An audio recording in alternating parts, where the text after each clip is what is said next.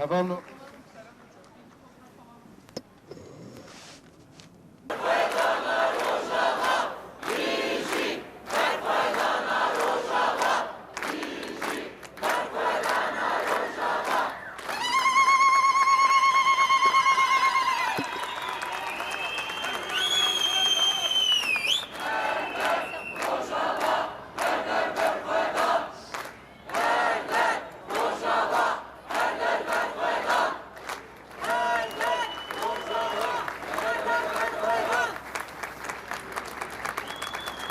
Basına ve kamuoyuna, Rojava halkına yönelik katliam ve saldırı girişimlerini kabul etmiyoruz.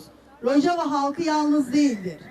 İçinden geçtiğimiz tarihsel süreçte uluslararası hukuk ve küresel denge sistemi ağır bir çözülme yaşamaktadır.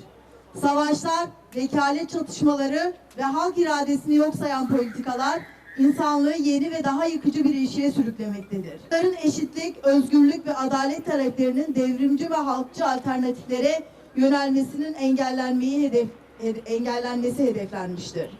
Her diplomatik temasın ardından sahada katliam, savaş ve yoğun baskı pratiklerinin devreye sokulmasıyla bu zihniyet somutlaşmaktadır.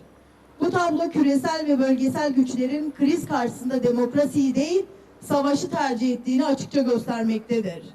Başta uluslararası demokratik güçler olmak üzere emek ve meslek örgütlerini, kadın örgütlerini, gençlik hareketlerini, çocuk hakları savunucularını, insan hakları kurumlarını, barış ve adalet mücadelesi yürüten tüm sivil toplum örgütlerini Rojava halkıyla dayanışmaya çağırıyoruz. Rojava halkı mutlaka kazanacaktır. Meşruiyetini halktan alan bir mücadeleye uzun süre dünyanın sessiz kalınmayacağını çok iyi biliyoruz.